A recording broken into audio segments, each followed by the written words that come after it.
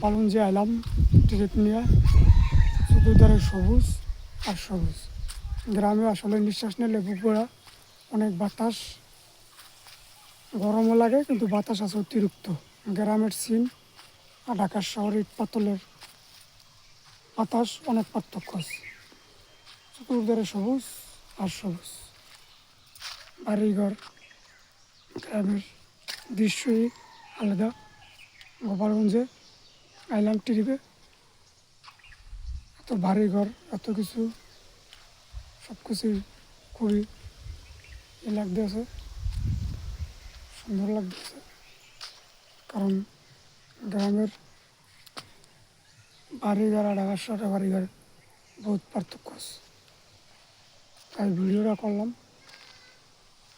জন্য চতুর্ধারে সবুজ গোপালগঞ্জের দৃশ্য। বর্ষাকালও আছে, চতুর্ধারে পাট আর আছে।